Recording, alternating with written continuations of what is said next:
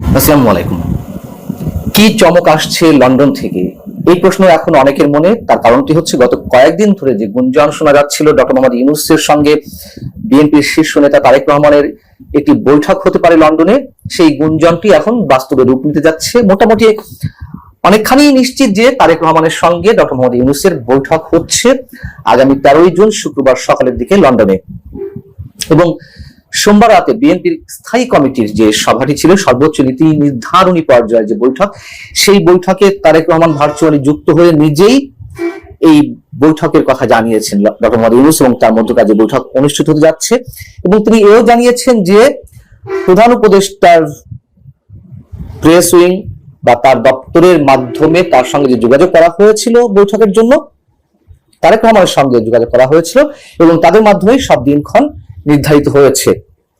নিঃসন্দেহে এই বৈঠকের উপরে নির্ভর করছে দেশের শুধু আগামীর রাজনৈতিক ভবিষ্যৎ নয়, সামগ্রিক ভবিষ্যৎই এই বৈঠকের উপর নির্ভর করছে। বিএনপি তার দূরদর্শিতার পরিচয় কতটুকু দিতে পারবে, ডক্টর মোহাম্মদ ইউনূস কতটা বিএনপিকে বা তারেক রহমানকে হিপনোটাইজ করে নিজের টাইম ফ্রেমের মধ্যেই বা নিজের যেই লক্ষ্য সেই লক্ষ্য বাস্তবায়নের জন্য বিএনপিকে বাগে আনতে পারবে, সেগুলি এখন দেখার বিষয়। কে কাকে কতটুকু ঘায়েল করতে পারেন নিজের অবস্থান থেকে। এবং যেটি জানা যাচ্ছে যে বিএনপির পক্ষ থেকে বা তারেক রহমানের পক্ষ থেকে আগামী ফেব্রুয়ারিতে নির্বাচন অনুষ্ঠানের জন্য দাবি জানানো হতে পারে এবং সেখানে তারা অনড় থাকতেও পারেন, তারেক রহমান অনড় থাকতেও পারেন। তবে এসব সম্পর্কে প্রধান উপদেষ্টা কার্যালয় থেকে এখনো পর্যন্ত কিছু জানানো হয়নি। প্রশ্ন হচ্ছে, তাহলে কি বিএনপি পিছু হচ্ছে?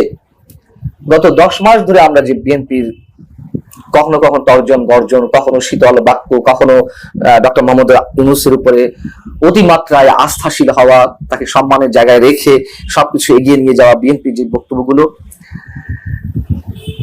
সেই জায়গা থেকে আসলেই এই যে বৈঠকটি অনুষ্ঠিত হতে যাচ্ছে, সেটিকে আমরা যদি ফেব্রুয়ারি মেনেও নেওয়া হয়, সেটিকে আমরা বিএনপির জন্য পিছু হটা বলবো কিনা। আমি মনে করি যে ডিসেম্বর এবং ফেব্রুয়ারির মধ্যে খুব বেশি পার্থক্য নেই, এবং যে উদ্দেশ্যে ডিসেম্বরের মধ্যে নির্বাচনের দাবি নানান কারণে বিভিন্ন পর্যায়ের এবং আবহাওয়ার দিক থেকে ডিসেম্বরকে বেছে নেওয়া হচ্ছে, সেই জায়গা থেকে ফেব্রুয়ারি একেবারে খারাপ সময় নয়। কিন্তু যদি আমরা এমন প্রশ্ন করি, তারেক রহমানের প্রস্তাবটি ডক্টর ইউনূস মেনে নিলেন, তারপরেও কি তার উপর আস্থা রাখা যায়? এটি আমি বিএনপির যে বক্তব্য, সেই বক্তব্যের সূত্র ধরে বলছি।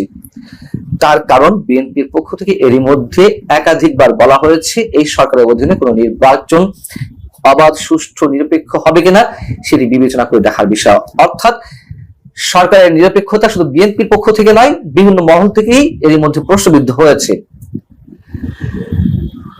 ধরে নিলাম যে তারেক রহমান যদি ফেব্রুয়ারির প্রস্তাব দেন জাতীয় নির্বাচন অনুষ্ঠানের জন্য, ডক্টর ইউনূস মেনে নিলেন, কিন্তু কোনো শর্ত দিবেন কিনা, এই জন্য এই শর্তের কথা বলছি।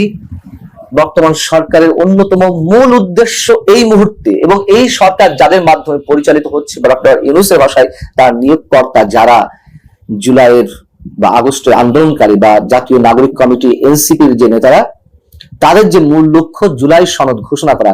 যদি জুলাই প্রোক্লেমেশন ঘোষণার টার্গেট তাদের থাকে, সেক্ষেত্রে বিএনপিকে ডক্টর মোহাম্মদ ইউনূস এমন কোন শর্তে বেঁধে দিতে পারেন কিনা যে তোমাদেরকে এটি মেনে নিতে হবে।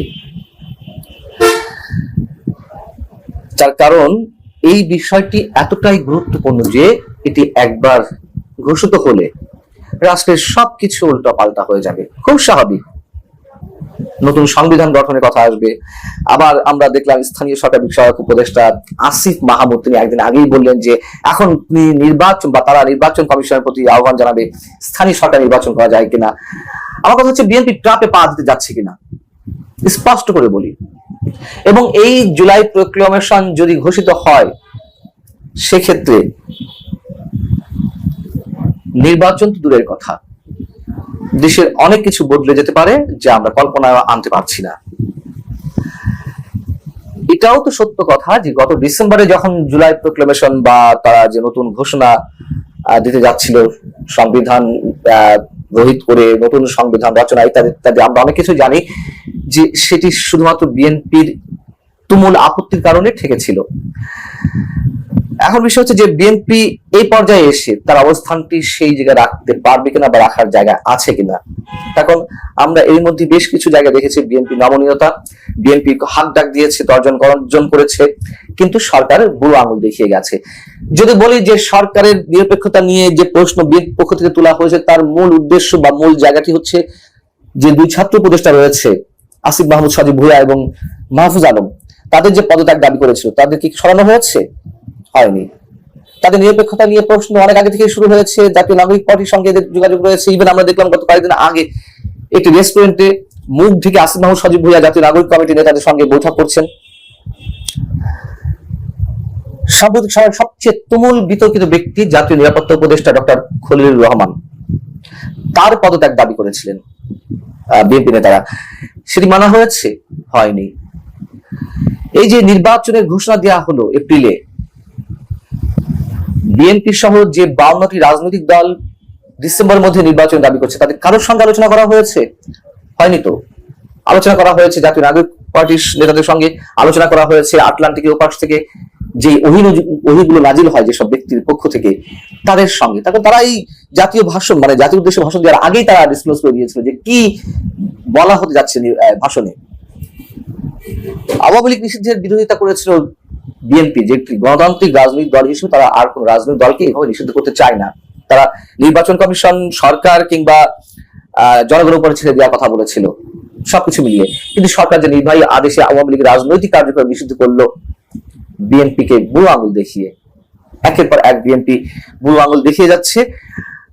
এর মধ্যে আর একটা ছোট্ট কথা বা ছোট বিষয় আনতে চাই, মানে এত সব জাতীয় গুরুত্বপূর্ণ আলোচনার মধ্যে বিএনপির বিরুদ্ধে যে চাঁদাবাজি অভিযোগ উঠেছে বিভিন্ন পর্যায়ে নেতাদের বিরুদ্ধে, তারেক রহমান কয়েক হাজার নেতাকর্মীকে বহিষ্কার করেছেন।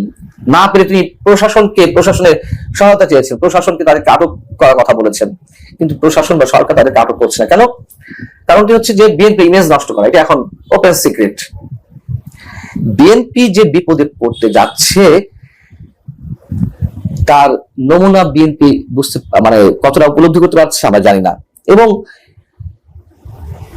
21শে মে সেনা প্রধানের বক্তব্যের পর, করিডর, বন্দর, নির্বাচন ইস্যুর কথা বলার পরে যখন সরকারের পায়ের তলা থেকে মাটি সরে গেল, আমরা পদত্যাগ নাটক দেখলাম, তখন বিএনপিকে ডেকে মোটামুটি নিজের অবস্থানটা আবার পোক্ত করলেন ডক্টর মোহাম্মদ ইউনূস, বিএনপিকে ব্যবহার করে। এবং এর মধ্যে দিয়ে অনেক ধরনের প্রশ্ন তৈরি হয়েছে বিএনপি সম্পর্কে, যে কেন বিএনপি তার কঠোর অবস্থানটি বজায় রাখতে পারলো না, ডিসেম্বরের মধ্যে নির্বাচনের বিষয়টা আদায় করতে পারল না, অথচ তাদেরকে ডক্টর ইউনূস ব্যবহার করলেন।